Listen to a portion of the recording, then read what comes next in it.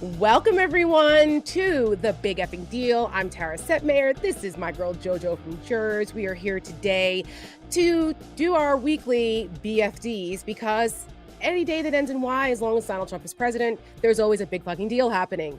And we have a great guest for you guys today because who better than Alexander VINDMAN to talk to us about what's going on overseas, going on in Iran, how this impacts Europe. Donald Trump is having a hissy fit with our allies because they're like, F you, we're not getting in, you're not dragging us into this thing. So it's a whole lot of stuff going on. And we're going to bring Alex in 1 minute. But Joe and I, of course, have our BFDs and what we're going to focus in on. So stay tuned for that. Mine was going to be Jared Kushner, but I think I'm going to bring that up with Alex during our conversation. So I'm going to probably talk about what's happening over at DHS and our voting machines and all that nonsense because they're screwing around with our elections and we have to stay vigilant. Joe, what's your BFD this week? Oh, just the sitting president of the United States sitting behind the resolute desk in the Oval Office of the White House and calling the governor of California the president of the United States. Just that. I mean, yesterday, Trump was on one. Oh, yeah. He was having a day yesterday. I was like, is he more particularly unhinged than usual today? Yes, he was. What the actual frick was that? Yeah. So, anywho, but without further ado, let's bring in our esteemed BFD guest this week, now Senate candidate, Alexander VINDMAN. Okay, how are you? Hi, It's good to be on with you. I'm going to apologize to the audience here. I just finished up a 5K, so a little bit, right and sweaty, but yeah, but feeling good. Good. So we're all for it. You want to make America healthy again, right? So let's go. At least you're not at least you're not like body slamming a Twinkie in a WWE ring in a AI enhanced wrestler's body, like our secretary. Bring it on, Twinkie. Bring it on. Oh my gosh. Well, our audience knows you well. You really need no introduction. But I think people need to be reminded that you are in fact running for Senate down there in the great state of Florida. And your twin brother, Eugene, is already a congressman in the district right next to mine where I live in Northern Virginia. I'm like 4 blocks away from the line. I wanted to vote for him so badly. But we've got Subra as over there, Suha Subramanian as our congressman. So at least we have 2 good ones right next to each other. But we need to get you to the Senate. I think that would be history, wouldn't it? First twins in serving at the same time. Probably. I mean, I'm glad that my baby brother is doing so well. He's 9 minutes younger.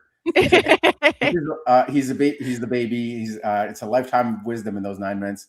But it would be an interesting set. It turns out that there are 4 senators, all the older twins in the Senate right now. I didn't realize this until I talked to Mark Kelly, who's one of them. But it's also Patty Murray, Brian Schatz, actually 3. And I'd be the 4th one. No way. I'm elected. Yep. I didn't know that. I didn't either. And it would be I knew Mark Kelly because talk about overachievers. Those 2, they're both, astronauts for God's sakes and baby pilots. But yeah. Right. But it will be such a full circle moment too, given what the current occupant, who is not sadly Gavin Newsom, of the Oval Office did to you and your brother, to see you both in Congress in different chambers being able to hold him accountable, but sort of getting that kind of justice would be such a full circle moment that I am 100% here for. Let me tell you that. Yeah, I'll tell you that for me, my career has been about delivering for this country with regard to 21 and a half years of military service, all sorts of hardship posts around the world. The Pentagon brought me to DC to write the national military strategy, and then the White House, I was the director for European affairs. So it's always been about delivering for this country, but it's also been about doing the right thing and delivering and living up to my oath of office, which was an oath to defend this nation against enemies, foreign and domestic. So that's what I've done in the past, and that's what I pledge to do going forward. Having delivered, having a track record of doing that. So that's for me, what I talk about when I talk to Floridians, it's about ending the chaos, which are the wars that we're about to get into, as well as the abuses of our communities at home with, kind of ICE abusing populations. It's the corruption, which we talk about in Washington. It's there. both parties are involved, but the Trump administration, the Republicans are stealing the place blind. But it's also happening in all our localities. A system that's increasingly fixed against ordinary people. Shifting the burden. The ultra wealthy, tax cuts. The ordinary people, you have to pay more for healthcare. We've got the highest insurance rates in the country, and it's also about figuring out solutions to folks that are just struggling right now. The economy is really kind of starting to unravel because of the Trump taxes and tariffs, and we need to come up with solutions to fix this rigged system, and then actually good policies to deliver for folks that are being left behind, which is the exact opposite of what's happening and exactly what Trump promised to do, and he's failing to deliver on. Yeah, I mean, obviously the affordability issue is a huge one for the election, but I think this idea of no foreign wars that he also ran on. He ran on making things less expensive. Everything is more expensive. We're seeing the impact of the oil prices on groceries now everywhere. But he also is getting us into many foreign entanglements and lots of international adventurism, to say the very least. And I think a lot of people, I can speak for myself, are extremely worried about our national security here abroad, and the idea of boots on the ground in an escalating conflict that we're going to get to this because one of the counterterrorism, people in his administration, Joe Kent, just resigned, and we're going to talk about that. But this is another thing that the American people are concerned about, that Donald Trump and Republicans campaigned on, which is no foreign wars and entanglements, but also us being less safe, which I want to talk about that kind of top line stuff as it pertains to Iran at this moment. Because we are arguably far less safe and everything is much more expensive. I think that's very true. This is a president that was clamoring for a peace prize, claiming early on that he was, ending 8 different conflicts, which were mirages, and those are in many cases there were still hostilities and shots fired between the warring parties.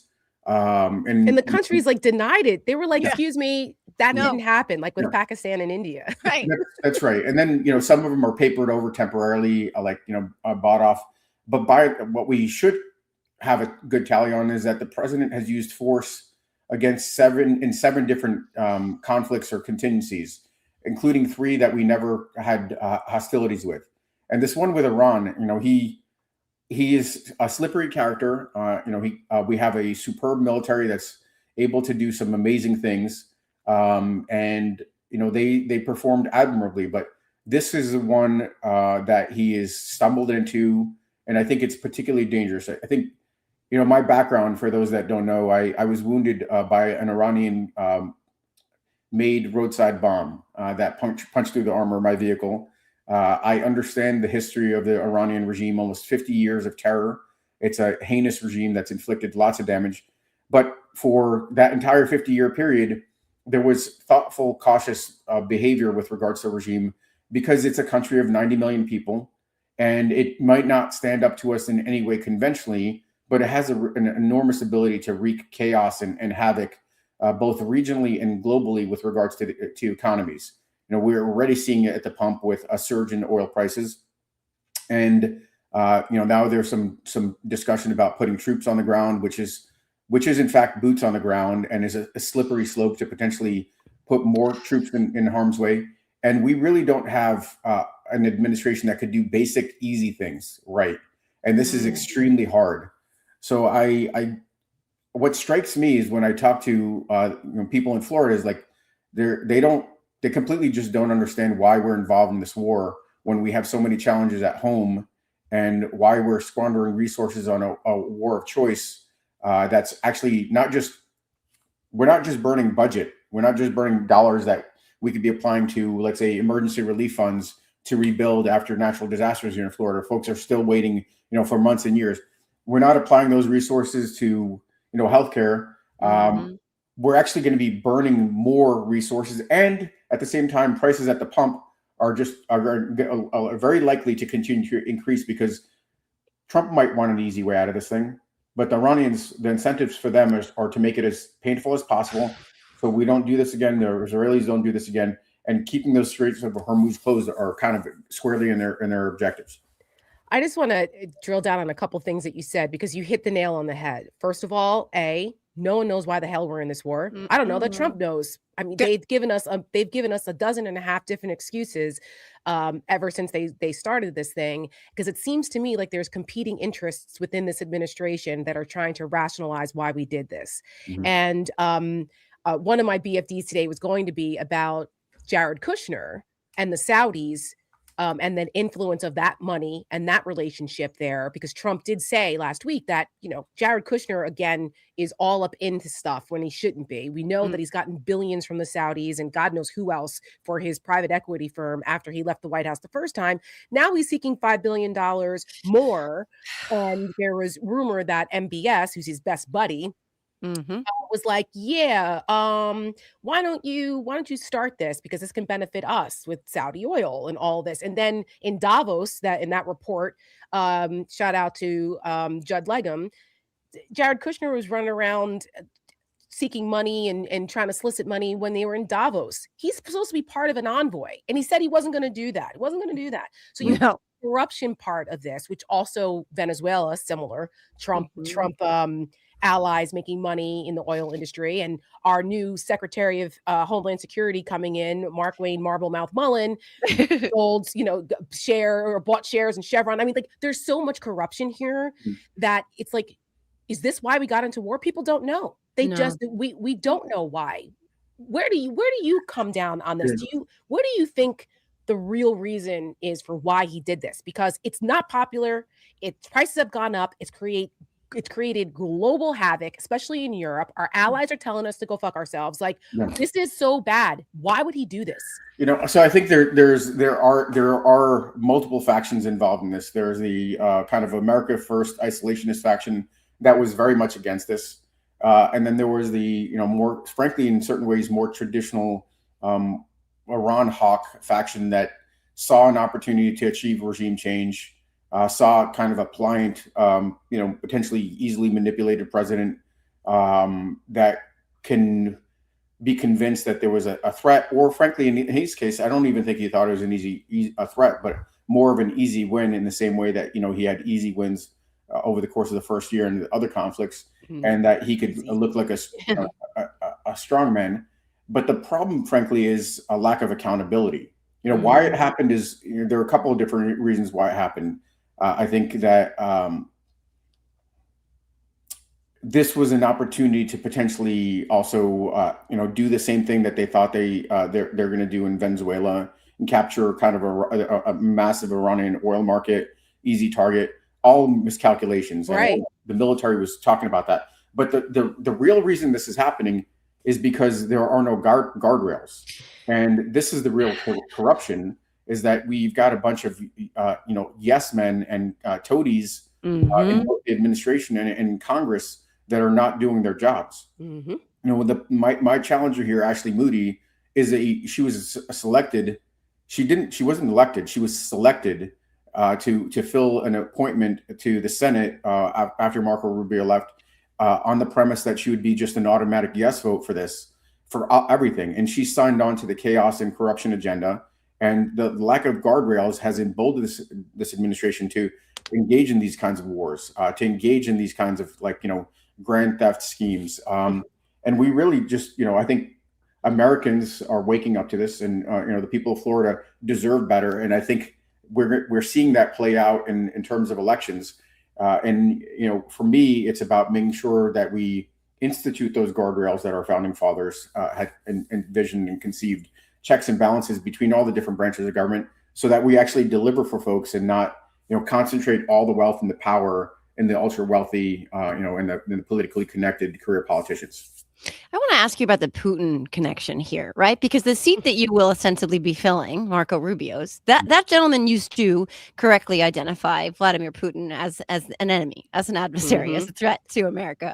That was before the hair plugs. Correct. That Marco Rubio, pre-hair plug Marco Rubio. It was the lifts in his boots, Marco Rubio. However, it was the selling watches on Fifth Avenue, Marco Rubio, who once upon a time in a past life, I said, you know what? If a Republican is going to win in this race, at least it'll be somebody with principle. Ha ha ha. Listen, you know, I was all Rubio in 2016. I was even at the South Carolina primary where it was Rubio, Nikki Haley, and Tim Scott on stage, and thought, Jeez, oh, this is the future of the Republican Party. I can't believe it. And then, and here we are. Here we are. Right. So let's talk about Putin, because obviously Marco Rubio has gone very soft on Putin. And this is so strange to me, because I struggle with this. All roads lead to Putin, as Nancy Pelosi said, but we have very good information that Vladimir Putin and the Russians are helping the Iranians target our troops. Our troops, 13 of whom have come home in coffins. May those heroes rest in peace. I will for now stick a pin in Donald Trump disrespecting them yet again. But in what Donald Trump's response to this information about Vladimir Putin is, everybody does it. But also this rollback on sanctions on Russian oil. And they're like, oh, those boats are in the water. So can you explain this? Give me the cliff notes on this, because everything seems to come up Putin, right? Yeah. Everything's coming up Putin. Yes. I think that's true to a certain extent. I mean, look, Trump has been a Putin admirer for a long time. That is going to be the character of the entire cabinet and the administration. You know, Marco Rubio, regardless of what his views were, he is has a soft character, and I think is flexible to do what we might get into it, but we had a resignation today because somebody felt strongly about something and said, "I'm not. This is a red line. I'm not going to cross it." I don't think we have that in any of the cabinet officials. They're happy to do the bidding. Again, no guardrails. This is a different aspect of corruption. That's why they're there, Alex. Like all the people who, and we tried to do this in the election in 2024. You spoke out. I did through my organization, the Seneca Project. Joe was out there. We were all screaming from the rooftops that you're not just electing Donald Trump, you're electing the people he's going to surround himself with, and there will be no adults in the room. Sure. I don't know why people didn't believe that was going to happen this time. I don't get it. I think people weren't necessarily ready for it. The environment was, in certain regards, kind of ripe for apathy and complacency. I think that is being kind of shaken off now as we've seen chaos in our streets abroad. Prices surge. Just to get to Joe's question about Putin, I think the fact is that Putin is been a spoiler and a kind of central figure in attacks on the U.S. and the international system, and he's certainly the beneficiary of this war with the surge in oil prices. Just on the open markets, maybe somehow Trump has been convinced that lifting the sanctions could add to the volume of oil and maybe bring the prices down. That's not going to happen. No. It's not going to happen. No. Or maybe this is a good opportunity for him to do something that he's been wanting to do for a long time. The Europeans are not lifting these sanctions. It's obviously a bad move because the Ukrainians are there for us, trying to defend the skies, defend U.S. interests.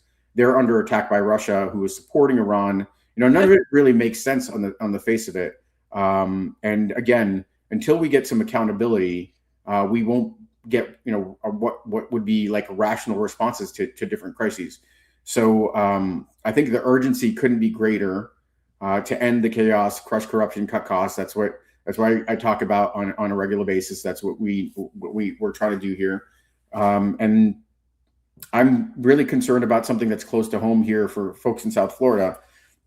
This is about Cuba. Yes. That they're talking about, Trump is going to get, he'll get Cuba as if it's a prize or some piece of real estate that he acquires. Or a woman he can grab.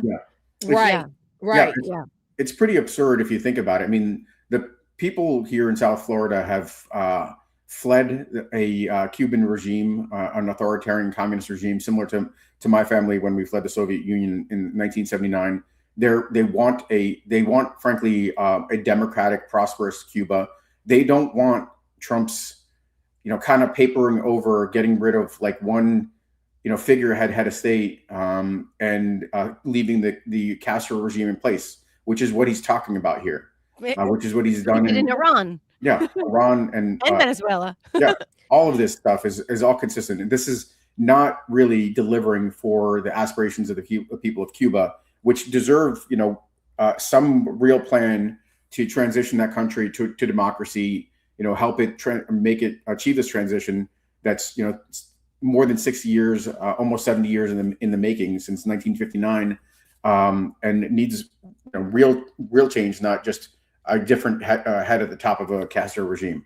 I just want to put back on screen, Sam, if you can, the quote from yesterday for those who did not see Trump yesterday. Like I said, he was on one yesterday. He was rambling on about one thing, paint at the Kennedy Center and then taking Cuba and just like, it was crazy. He said yesterday in the Oval Office, he was asked about Cuba because they've been talking about this, and Senator Lindsey Graham has been telegraphing this for a couple months now. So clearly, this is a thing, and we also know this is a fever dream for Marco Rubio, who is Cuban. Trump said, "quote I do believe I'll be the honor of having the honor of taking Cuba. That's a big honor." I'm just reading that verbatim, okay, because the guy can't put a sentence together. Question: taking Cuba, Trump. Taking Cuba in some form, yeah. I think I could do anything I want with it. The president of the United States, folks. Grab him by the pussy. I mean, it's the same mentality. If it talks like a rapist and walks like a rapist, I'm sorry, but it's exact same mentality. He doesn't believe he needs a permission structure to do anything. He can do whatever he wants. I think fundamentally what we all deserve, Americans, Floridians deserve is somebody that's fundamentally in their corner. Not a kind of blank check on chaos, not somebody that's going to deliver for the ultra wealthy or special interests, but somebody that's like actually looks out for their community. And I think that's what I'm bringing to this fight in Florida. I'm feeling really, really good vibes. Frankly, that's a good way to describe it. Lots of energy. I think there are folks that are ready to walk over hot coals for this campaign. We're getting a lot of curiosity from even, the conservative side of the spectrum that feels homeless under this administration. And we're going to have to make a strong case on what's forefront of mind with folks that are not paying attention to all the chaos, but are mainly focused on the costs. And we've got a strong story to tell. So I really invite people to come join me in this campaign. Go to alexvindman.com and sign up as a volunteer, contribute to this campaign, and let's get some fighter in for Floridians and for Americans. Yeah, don't sleep on Florida. I mean, 17-point swing in these special elections we've seen so far towards Democrats. Florida is very much, the math is not impossible there. I mean, that's old data, Joe. The margins cut to the last data was generic Republican and Democrat 7 points, 7-point margin. Well within the that is within striking distance. And movement in the specials, even in Florida, you know? Absolutely. And also with everything that's happening with immigration, with the wars. I mean, the Cuba thing is going to that's going to divide the Cuban community down there. The way they're going about it, because like I used to live in South Florida. One of my mom's best friends, her family fled Cuba, and like this is a very really important issue, but at the same time it's also like, whoa, hold on a second, are we going to be like now a vassal state of the United States? Like what is what is going on? It's as always, it's not necessarily the overall, of course we want Cuba to be a democratic country, but it's the way they're going about it. Same thing with Iran. Also, lots of military in the state of Florida. Yes, and they have a lot at stake right now. I have siblings who were stationed there. So especially in the Panhandle, the Air Force. You've got CENTCOM down there. I mean, there's Florida is not. I mean, Democrats shit the bed on Florida for a very long time for like a 25-year plan that Republicans put in place to turn Florida red. That worked, and Democrats are catching up, but they've been catching up, and Trump has been the fuel that's kind of catching them up. Before we let you go, really quick, Alex, and we definitely want people to go and support you for your Senate race. That's super, super important because we need Alexander Vindman in the Senate and making history with his brher as a twin. My husband's a triplet, so I get the whole like dynamic of who's older. My husband's the oldest. He came out first too. And has an identical twin. But I just want to touch on what we talked about real fast about Joe Kent resigning. The idea that there are Republicans in Florida that are starting to second guess what's happening here. And you have someone like Joe Kent who was pretty much like all in. Like this guy is not, you know, he was like pretty MAGA, but he was an American first MAGA who didn't believe in the forever wars. I mean, he's a horrible person. I'm not giving this guy any credit. Yeah, he lost. That's right. Lost his wife. He also was like palling around with white nationalists and stuff. So this guy's not like, you know, he's not a saint, but it's not insignificant that he made this move, because I think, and we've seen this, that there's been this split, this fracture that's happening with the America Firsters versus the MAGA-ers, and even JD Vance has been real kind of quiet about this because he's not in favor of what's going on either, and he had to like stand there like pretty yesterday and be like, well, you know. So what do you did you know Joe Kent at all, and what are your thoughts about this fracture that may be happening on the foreign policy side of things inside MAGA? I don't know him, but I'll raise your Joe Kent with a John Bolton. John Bolton, or just that's a hand I don't want. Thank you very much. So, 2 days ago, he's a Ron Hawk, and he's big time, pretty thoughtful, regardless where he lands on the spectrum. That is true. But he's pretty thoughtful, and he's distancing himself from this war because he looks like a quagmire. There are, you know, the objectives are ill-defined. There is increasingly a probability that we're not going to be able to get a real win. We might back out of there, but it will leave Iran in a position where they could open and close the Straits of Hormuz, which is this channel for oil at will. It will incentivize them to aggressively pursue, you know, conventional weapons, drones, maybe even nuclear weapons, because we left this undone because we stumbled into a war that wasn't really well thought through without allies. And I think, you know, that's the reality of the situation, is that we could win the battles, but still end up, you know, I don't want to describe it as lose the war, but certainly not come out advancing U.S. national security. So I think it's we might see some more of these types of resignations in this divide between America First and these foreign entanglements that are not really well considered.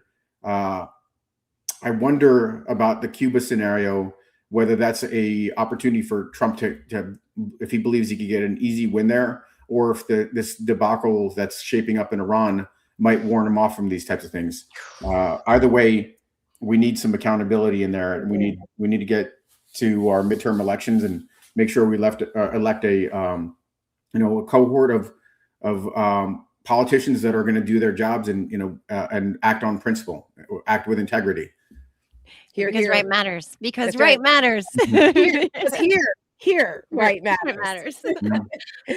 All right, Alex, thank you so much. Thank you for taking the time today. Thank you for coming straight from your 5K run, flushed in the face and heart healthy, to come join us on Big Effing Deal today. You are welcome back anytime. And folks, please support Alex. And he has a fantastic campaign. He's got an amazing, smart wife. They are kick-ass down there in Florida. Our best to Rachel and the family. Shout out to Rachel. We go 20 tomorrow. 20th anniversary. Oh my God. Happy anniversary. Yep. Oh my gosh. Wow. Well, that's a success story. Tell her we said hi. We love you. Okay. Yes. Bye. It's funny. Like, I was thinking his face was red from running. Randy Fine's face is permanently red. And I always joke that he looks like he just got done eating Trump's ass. Oh my God. Except that I don't think it would be red. It would look more like Trump's makeup. Randy Fine looks like he's molting. Like his final stage, his final form is Chet from Weird Science. That's Randy Fine. Really couldn't say anything nicer about that creep and anti-Semite and awful, horrible Islamophobe. Yes. But anyway, that was great. Alex is great. Alex is great. Alex is great. It's been a couple of years since I interviewed him, and I was so like moved by his testimony. Like literally, I can remember exactly where I was, how I was transfixed watching it. Like I was at breakfast and I was listening to it. And then I was like, I've got to get home. And when I got home, I got in front of the TV and was watching it. And it brought me to tears when he talked about that and his dad, and saying how, he was worried about him coming forward and what that would mean. And he was like, no, because, you taught me that here in America, right matters. I still get choked up thinking about it, and it's really, you and I were talking about this off camera, that simple phrase was a very motivating force for me, very animating Mhm. force for me in this fight against Trump and this fight for democracy as far back as 2019, Yeah. And it's so and still interesting. is. It's so interesting that that one phrase should galvanize you and I coming from different ends of this spectrum and different Yes. origin stories, because Yep. that really is what how simple this is, and how like Mhm. this is not a partisan issue. Mhm. This is the country we love, right? Yep. My dad came here as an immigrant too, seeking, a better life, but wanting to live on principle and serving this country. And Yeah. Alexander Vindman and Eugene Vindman and Rachel Vindman, they're true public servants, you know what I mean? Yes. And they're driven by doing the right thing, because that matters, right? At the end of the day. And it's Yes. not It should. political. It And it should. should. And And it should. that's the part that also I always worried about when I talked Yeah. about the normalization of what Yeah. Trump has been doing to this country for 10 years, that Yep. people don't believe that that right matters anymore here, right? Yeah. And that has always been my biggest fear, is that we move away Mhm. from the character, decency. That was something Service. also when Biden was running, when he talked about Mm. the soul, recapturing the soul of the nation and the importance of reestablishing that, was Yeah. also something that was very motivating, because it's like, absolutely, because once you lose that, Mhm. then what do we become? Like, part of the character of who we are as a country comes from, people would always think, well, the Americans will do the right thing. I mean, obviously, Right. we're flawed like anybody else, but Sure. part of our American exceptionalism was that we would do the right in America. Here, right Mhm. matters. And that, it's like my shirt today. History doesn't remember the quiet. So true. It's one of my uncompromised shirts. It's over there on Terrific. my merch shop, but it comes from a line in my TED Talk where I Yeah. talk about people speaking out and the importance of that, because history doesn't remember the quiet, and history will remember the Vindmans no matter what, as the best of us and speaking out. Oh, 100%. Mhm. And I told you that back then, I remember I was too.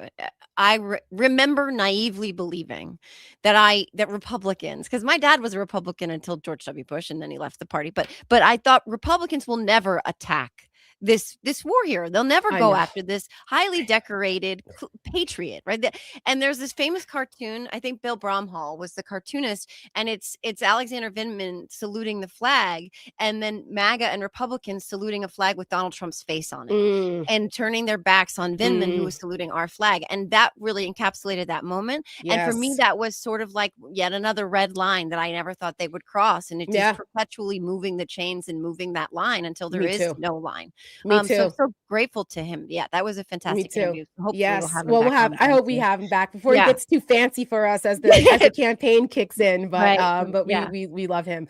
Yes, we do. And speaking of the election and American exceptionalism, I think that's a good segue into my BFD today. Yes, Iran is still happening. Yes, this is like the insanity of all of this. I mean, have you seen gas prices? Oh, yeah. It's a Oh, God, they're up. yeah. I was like, I remember Crazy. making a comment to myself thinking about 3 weeks ago, I was like, "Wow, gas is actually at like 250, 253." Yeah. I'm like, "Huh," down here in Yep. Virginia at least. Mhm. And then like that, we're at 3.99 Yep.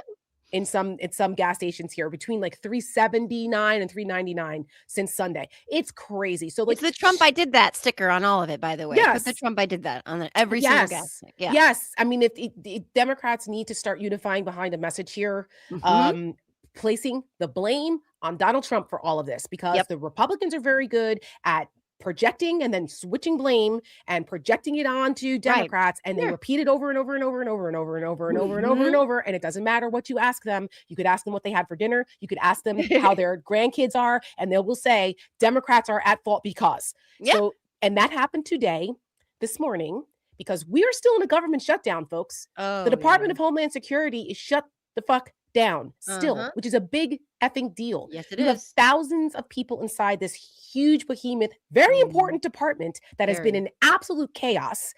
And we're seeing what happens with TSA, what's happening at our airports. I mean, the lines into the parking lots. I've never seen any Mhm. shit like that. It's insane. But it's Yep. bigger than just TSA. And I'm gonna and because yes, transportation and FEMA and the Secret Service, the Coast Guard, obviously ICE and Border Patrol are still funded because of the stupid betrayal bill. But like, Mhm. there's so many departments inside DHS that do a lot of important stuff for the country that are not being funded. People are being forced to work for free. TSA is always the front and center because it's the most obvious. And it annoys me that they get used as a pawn here. And me too. Right? Like, They're it's real like people. They work they're hard. real people, and they're Yeah. quitting by the hundreds. Oh, yeah, they are. And Mhm. you know what? That's, I mean, good for them, but that sucks because these are people's financial lives Right. here. It's their livelihoods. Mhm. But this is where Democrats piss me off because stupid Keebler Elf Johnson had a press conference this morning, okay, with his little ears flapping, okay? Pocket size. I know, he really is. He's like this big, that Yeah, guy. he is. He's literally Well, like an elf, like a little elf yeah. running around. If you put Marco Rubio's ears on him, you would actually have a hobbit. I think that's true. And And Marco get Rubio's Marco shoes. Rubio's lips and get Marco Rubio's lips. And anyway, but Mike Johnson was actually talking today, going off with righteous indignation about Democrats refusing to fund DHS and how they're politicizing our TSA agents and politicizing the Department of Homeland Security and leaving the country less safe and Ugh, all of this bullshit when rich. they control the government. Yep. Where are the Democrats? Why Mhm. haven't the Democrats come out in solidarity you get ahead of it, go on offense so that the Republicans have to explain why they're the ones that refuse to solidify constitutional rights and make the Mhm. proper reforms with ICE and Border Patrol and all Yeah. the bullshit that's going on, which is why Democrats are like, we're not funding this until you fix it. But Right. the American people don't know what's happening. So you No, let they them don't. define it first. Right. It's so frustrating. Yep. Meanwhile, while that's going on, our elections are being attacked. Okay. Yes. They are setting it up. Yes, And we ma'am. should have the headline. We've got these election deniers, and I've been talking about this for months. You have a bunch of these election deniers that are now in taxpayer funded, our dollars are paying their salaries inside the Department of Homeland Security, The fucking call is coming around. from inside the house. Indeed it is. They are fucking around with our elections because this is the whole ball game here, Joe. Yup. This is what this is about. And this guy, this DHS official who oversees the security of our federal elections, wants to ban voting machines. Okay. This guy's name is David Harverlitz. He co-founded a firm with a 2020 election denier and he oversees voting machine security now at the Department of Homeland Security, while the Trump administration is relitigating the president's baseless claims that the 2020 vote was stolen. Shout out to ProPublica. They've done an expose on this. This is nuts, Joe. Yeah. I mean, talk about putting the fox in charge of the hen house, right? I mean, we've talked about this so many times and we can't lose sight of this. This is existential for Donald Trump. For Donald Trump, right? Yes. Yes. If you remember, MAGA and Republicans writ large, they are just functions of appeasing, soothing, helping Donald Trump. They don't have any autonomy. This is all about what he needs, and he needs to not lose either chamber of Congress. It is a massively threatening thing to him, to his hold on authoritarian power, to his evasion of accountability in terms of, indictments and convictions that are not finished yet, that he will not be shielded by this office, the corruption, let alone Michelle Kinney, I always quote her all the time on this. It's a great quote. We cannot suffer from a lack of imagination. But the other part is they keep telling us.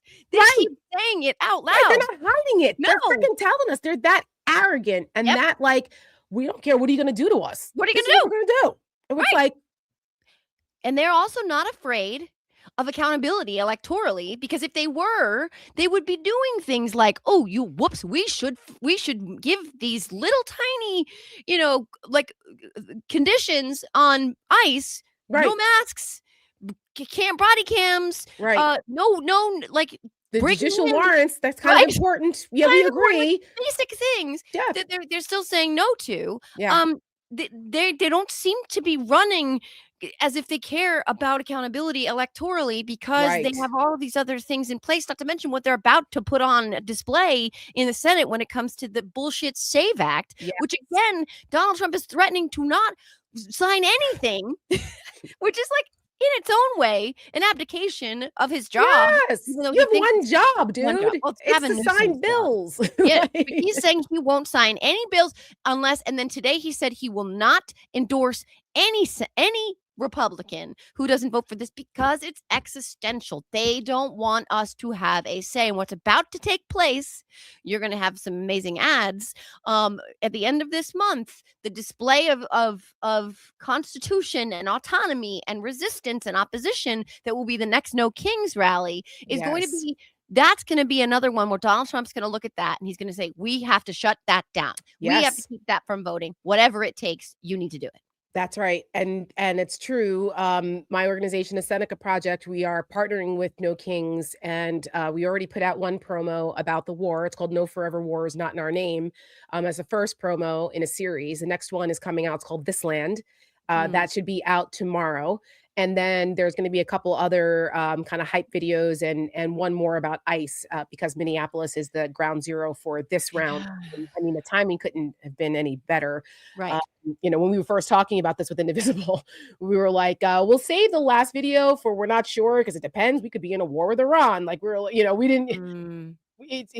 We're like, oh shit, we spoken into existence, but we're very happy to be able to do this because that's what this is about. We're about galvanizing the American people so they understand what's at stake. And the when you see the righteous anger of the American people in such large numbers, that has a contagious impact. It's contagious. People look at how every single one of these has gotten bigger since June. Yeah, people are like, I want to be a part of it. And people who never protested before want to be a part of it because there are different ways of pushing back, right? This is a multi-layered, multifaceted approach. But the most important is protecting the integrity of our elections because that action is what actually holds these people accountable. So we cannot be deterred by whatever shit they try to pull. And they're trying to pull all kinds. That's why he's trying to rename it the Save America Act. Right. They're trying to market it as you have to save America. Well, you just need ID. Who doesn't want that? Democrats want to, they want illegals to vote and all that bullshit. Same thing. Exactly. They don't want America safe. They want illegals to run around. And it's like, that is not the case. And if Democrats don't fix their messaging and get on fucking offense, they're going to lose this messaging battle on this, and they shouldn't. It's a fastball down the middle here. It really is. It really is. As one of the 69 million women who changed her name when she got married, so my birth certificate does not match my current name, right? And I don't have a passport, so that, by the way, I went and got the forms yesterday for myself and my kids. Well, it's good to have a contingency, but also $130 a pop, right? Right. Like, this is a poll tax, and any party that wants to disenfranchise voters, any party that wants fewer Americans to vote, to participate in democracy, is telling you, they're saying the quiet part out loud, right? They don't intend to govern, they intend to rule. They don't want to serve you. They don't want you to hold them accountable. And sidebar, John Cornyn can go fuck himself. You and I talked about John Cornyn a couple weeks ago, and we were correct. Of all of the craziness and all of the Mark Wayne Mullins and the Lindsey Graham's out there, he's kind of stayed a little bit quieter as an institutionalist, along with Thune, etc. Well, until now. That. Fuck him and fuck that. Sorry, Julie's dad. Yeah. But for real, it's disgusting. He wants Donald Trump to endorse him against Ken Paxton in a race I believe both of them are going to lose against Tallarico anyway. God willing. For that freaking endorsement for a 34 times convicted felon, traitor, adjudicated rapist, business fraud who's golfing while our soldiers are coming home in flag draped coffins, for him to be so desperate for that endorsement that he will be like, filibuster? What filibuster? I don't know her. Right. No, it's true. He pulled a Mariah J-Lo. Yeah. I don't know her. And it's like Cornyn, yes, you do. And Cornyn also can't stand Donald Trump. No, he's another one of those. He's one of those at the Senate luncheon every week where they're like making fun of Donald Trump and what a crazy fucking ignoramus he is. Cornyn knows that, and it's like, what are you doing? You're so you, Mister. We have to keep the filibuster in the Senate, or else it'll destroy the Senate. He was the guy that was trying to convince Manchin about the whole filibuster thing, because he's like, if we do it, it'll ruin the Senate. Yeah, no shit. And now he writes an op-ed completely selling out saying, we'll get rid of the I'm okay now with getting rid of the filibuster because he spent $70 million to try to get reelected up against Paxton. And it hasn't moved the needle all that much. And the fact that he's in a runoff against someone that this piece of shit, Ken Paxton, who's a philanderer under indictment, wacko jerk, okay, corrupt asshole in Texas. And he still can't move the needle. So he's so desperate for, oh, daddy, please, please, please like me the best, please. I'll even sell out the Senate. What are you doing, John Cornyn? Shame on you. What? Why? I've said this so many times. I just don't understand this. And I will squeeze this question out of the sky for as long as I live. Is the Senate elevator that great? I mean, honest to God, like, are all the perks and the frills and the stuff, is the stuff so great, to borrow a phrase from the jerk? It's all this stuff. Is it so great that you would sell every last shred of your intentions in being a United States Senator to have that job? I don't understand that. Like, if you don't have any spine, any fortitude, what are you doing? That go be a greeter at Walmart. Go change urinal cakes on the Oklahoman Panhandle. I don't care what you do. This is not the right job for you. Right. Well, in the immortal words of the late great Rick James, pancakes. Power is a hell of a drug. Yeah. And cognitive dissonance is a hell of a drug. And I say this all the time. It's true. These people cannot imagine that their world would be anything other than being in the United States Senate and having their little Senate offices and their Senate luncheons and their 6 years of not having to worry about getting reelected and do. Okay. It is. And at this point that we are in this country, we can't afford this. We're literally at a crossroads here. Like, hello, Rome is burning. What are you guys doing? So, but that's why he should lose. And that's why, again, like, as you said, like the No Kings rallies and the overperformance in these red districts with Democrats winning. And I mean, in places like Arkansas and Mississippi, Oklahoma, like places that Donald Trump won by 30 points, 25 points, 40 points. Democrats are winning in state and local offices because people have had it. They've had it because he's betrayed them and he's a liar and he's a complete hypocrite. And they're starting to wake up to it. A little late, but we'll take it now. Yeah, like it's like one of those things where I'm sure you saw this. Marjorie Taylor Greene's that special election down there for her seat. The Democrat took the majority of the vote there, which is interesting. Right. Shane Harris, right? Yeah, I'm not saying. I mean, boy, would it be great? It would be literally chef's kiss. Yeah, I know that's a tough one. It's a tough one. But to see Marjorie, and to see Marjorie Taylor Greene out there now, I mean. She makes salient point after salient point, and it is difficult because you know who she is and you know what she's done. But it's like she's messaging better right now than the Democrats. She really is. Like I know. How I feel about that. You know how I feel about that. I've been saying that since the shutdown and back in the fall. I was like, the ads write themselves. They're not going to, the people you need to reach are not necessarily going to listen to me and you. They will listen to Marjorie Taylor Greene's crazy ass because she's one of them. And then, so when it comes from inside the house, it's almost like, when you're trying to get people out of a cult, when your neighbor or your fellow cultist wakes up and goes, dude, we got to get out of here. This shit is nuts. Then you kind of go, well, wait a minute. If so-and-so says that, maybe there's a way to use that. Which is why this Joe Kent resignation, look, I'm no fan of his either. And he was buddies with Tucker and Nick Fuentes. And he's a horrible person. Hates Israel, etc. But it's significant nonetheless. Because he is like Marjorie Taylor Greene saying, hey guys, no. This ain't it. What unfortunately is it for them is much worse in many ways than this. But at least it does signal to the hardliners, to the base, like, our people are peeling off here. And by the way, he also said, as somebody who works in counterintelligence, there was no imminent threat. Yes. The whole premise, one of the 10 premises for why we were told right. Like, keep track. I mean, honest to God, the mermaid made me do it. I mean, I don't know. Like, at this point, you can't keep up. But he said this whole premise is bullshit. Yeah. And that's really important. And MAGA, the Mark Levins out there of the world are losing their mind right now because, he pulled the curtain back behind the wizard. You know what I mean? So yes. Isn't Tucker like excommunicated now? basically, yeah, he Right? thinks he's bracing for criminal charges, which improves his chances of being the next Republican nominee for president. Right. I mean, Tucker Carlson, Megyn Kelly, like all of these grifters who have decided to. Mark Levin, as someone who I used to listen to all the time back in my Republican days, as someone who was a constitutional originalist, and he was actually a smart guy and knows better.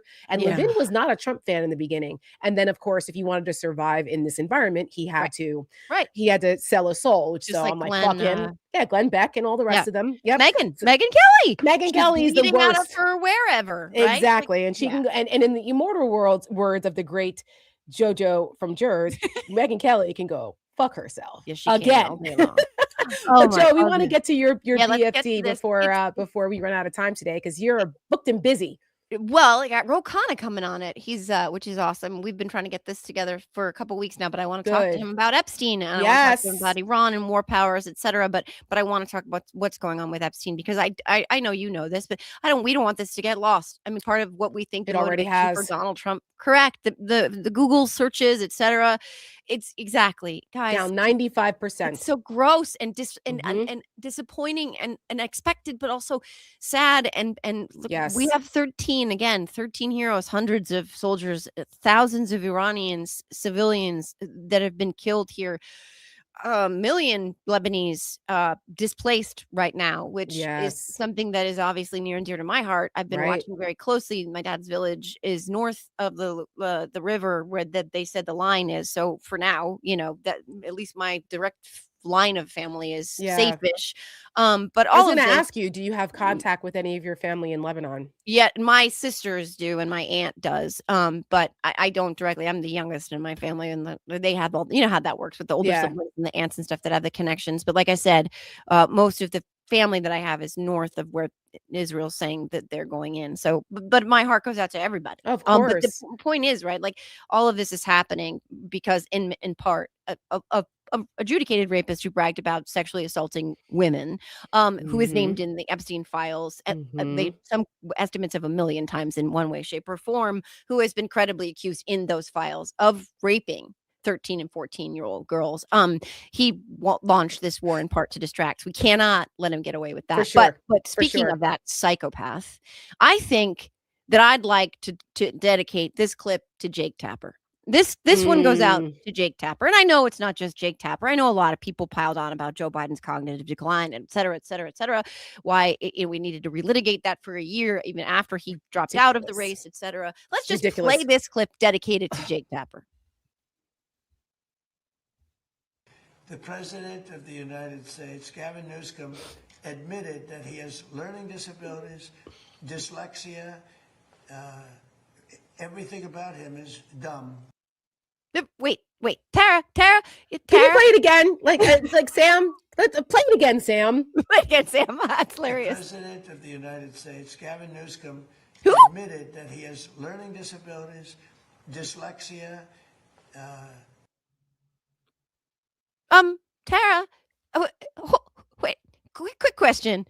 Who's the president of the United States again? Donald J. Trump.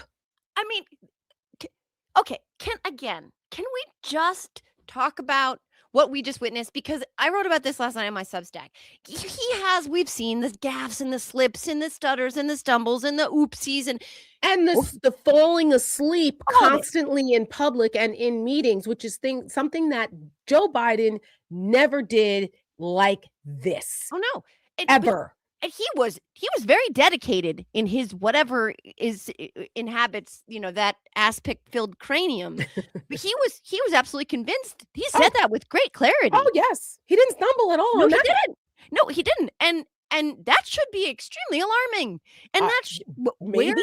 Where is the press? Where is the media? Where is the 25th Amendment conversation? Where is the 24/7, 365-day a year outrage on Fox? Where's the book? Where's the book? Jake the Tapper. many books. Right. I just think, and I know people can like, oh, just, and I'm MAGA. This is crazy, hilarious to me. Oh, he makes mistakes. People make mistakes all the time. And then they do the, oh, let's talk about Biden. Guys, Yeah, the that's bad. whataboutism. What he just did is bad on many levels. First of all, it also is incredibly ironic, right? The Schadenfreude here is hilarious because he's making fun of Gavin Newsom with a nickname Gavin Newsom was called when he was little, by the way. Read his book. They used to call him New Scum? They did. So he's like, Donald Trump, you ain't the first. Trump called him. It's in the book. I interviewed him. I'm very right. That's a great interview, by the way. Thank you. Listen, Joe, next year you should have submitted that interview for a Webby. Oh, you should have. Absolutely. It was a great interview. I'm a Webby judge this year. Ooh. And so remember, I was telling you, I was going through some of the nominees. Yeah. And I was like, why are these people nominated? Next year, yeah, we're going to make sure that one of those interviews, because I think you can resubmit it because of the time frame. Well, we need to get you. We need to get you in a Webby the Webby running.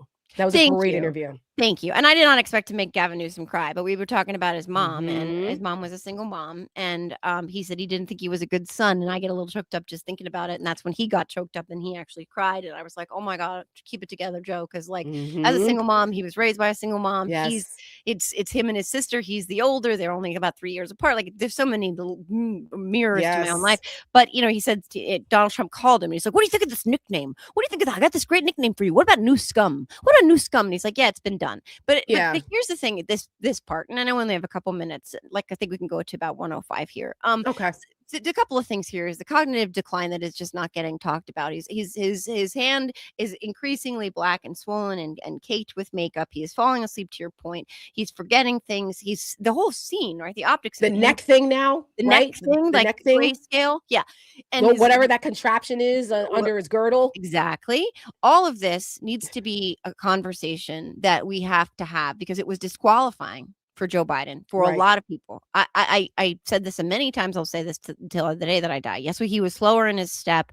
He was moving slower, talking slower. I got to see him a few times. I'm very grateful and lucky and privileged and honored. He was all there.